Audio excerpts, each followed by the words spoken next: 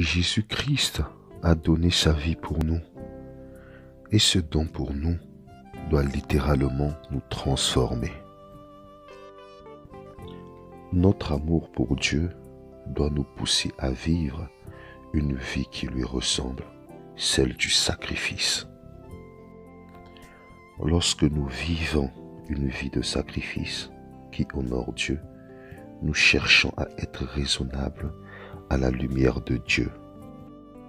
Paul nous dit, « Je vous encourage donc, frères et sœurs, à cause de cette immense bonté de Dieu, à lui offrir votre corps comme un sacrifice vivant, saint et qui plaise à Dieu.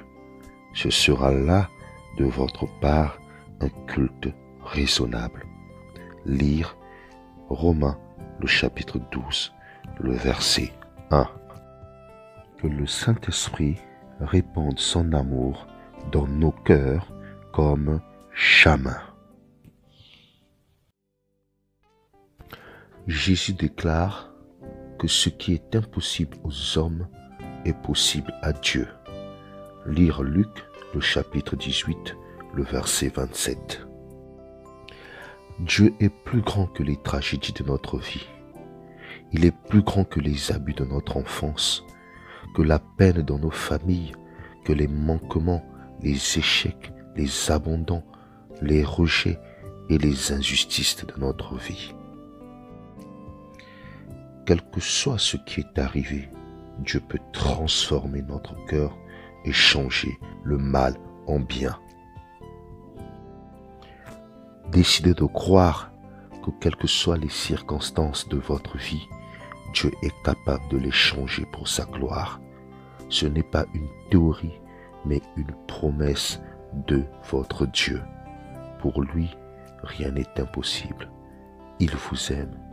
Jésus change les cœurs encore et toujours.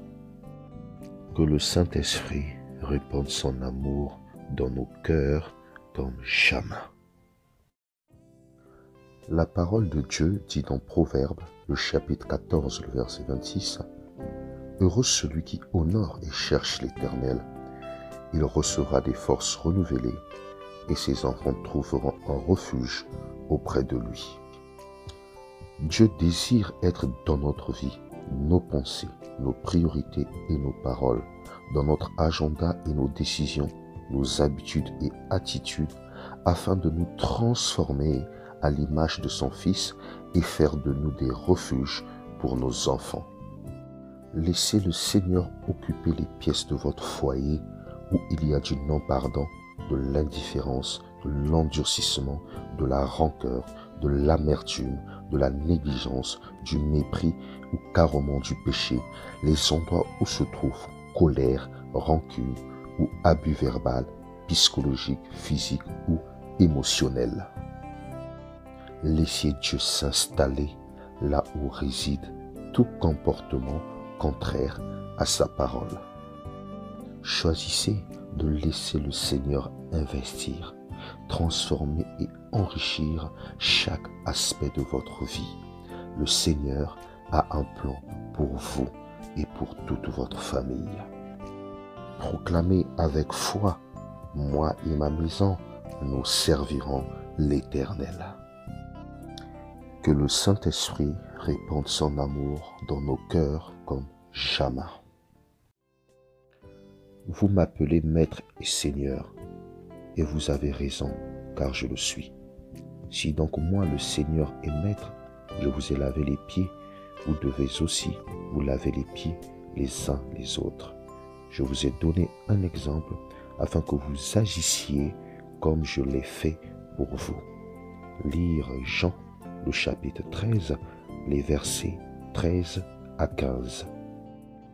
Jésus voulait que ses disciples aient un modèle à imiter. La parole de Dieu que nous connaissons vraiment ne doit pas seulement être celle que nous récitons, mais bel et bien celle que nous pratiquons. Refusez toute culpabilité afin d'embrasser la conviction que donne l'Esprit Saint. Laissez Jésus vous remplir de sa puissance pour faire ce qui est digne d'être imité. Que le Saint-Esprit répande son amour dans nos cœurs comme jamais. Jésus dit aux Juifs qui avaient mis leur foi en lui, « Si vous vous attachez à la parole que je vous ai annoncée, vous êtes vraiment mes disciples. Vous connaîtrez la vérité et la vérité fera de vous des hommes libres. » Lire Jean, le chapitre 8, les versets 31 à 32. Être libéré par Jésus, c'est être libéré par la vérité en personne. Plus vous croyez en Jésus, plus vous vivez selon la vérité et plus vous êtes libre. Lorsque nous ne sommes pas libres, c'est que nous croyons à un mensonge.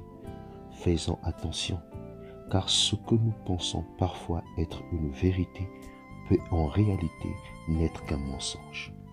Obéissez à l'esprit de vérité. Décidez de vous attacher à la vérité. Demandez à l'Esprit Saint de vous révéler tous les mensonges auxquels vous pouvez encore croire et de vous libérer de toutes les demi-vérités qui vous empoisonnent la vie. Jésus vous invite à vivre cette vie de liberté, car il vous aime tant. Que le Saint-Esprit répande son amour dans nos cœurs comme jamais. Luc 6, 36 dit « Soyez généreux comme votre Père est généreux. » Jésus est venu sur terre et nous a donné sa grâce.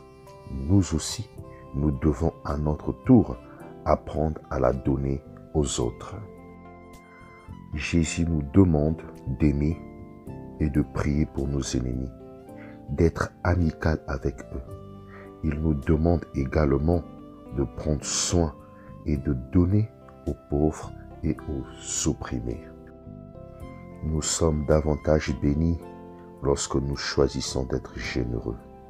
C'est le don de la grâce. Le plus grand cadeau que vous puissiez faire à Dieu est de devenir davantage comme Jésus.